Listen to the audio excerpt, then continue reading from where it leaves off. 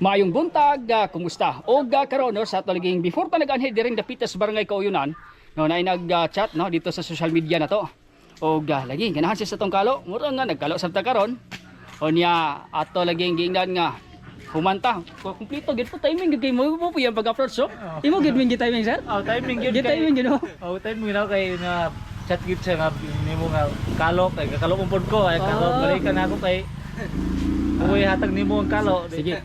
Hari Sir Hari. Oh, sa kalon. Sa kalon, Sir Hari sa kalon. So salamat kay Sir sa imong pagsuporta gyud na sa tong krusada. Kay kana lang niyo pag-subscribe sa YouTube, pag-follow sa Facebook. Dako na kay na siya nga tabang nga magpadayon ta, no? Pasabot ana daghan tag ma-inspire nga mga tawo ba. Oh, lagi. Okay nagtuo mong ko Sir sa kuha.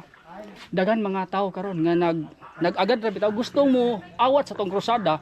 Pero murag maulaw kay di mahadlok basin og daghan mga what if ba, no? So makakita sila ni karon, ma-inspire po sila mo po din ang ginahimo. Kung man subscribe kung sawa na ako may pag-subscribe sa YouTube. Mana. Salamat ikay. So palo na wad. Kauman na. Naka kon ba? Naka all na siya sa kon bitaw na. Salamat ikay. So kini ang Zen Kahatol kalo. Actually daghan unta ni. No, pero usar gi atong dadala kay gipangita na ko tong uban kaganiya. Nawa man ako nakita. Sige. Sir Hari, no, dawata ang Zen Kahatol t-shirt. Salamat kayo idol. Zen Kahatol sa paghatag aning kalo nga labi na tungunan niya nga pag-ani sa Kauyonan. Oo. Kutong anak sahaw ba? Mo yung kauban, mo sulti lagi nga ino yung pagbalik daw tagaan nagbugas. Bugas. No, giingnan mo ko niya. Nga tagaan ko niya pagbalik.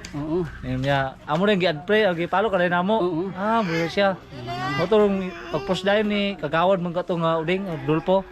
Mo ani ka nag-share post ko ko kay kabulong ko nga idol Japon ta ka. Salamat kay kayo. May na kay first time ba gini nga sa barangay Kauyonan nga na aniyan gi vlogger. Di basta-basta, wad ba? First time gyud.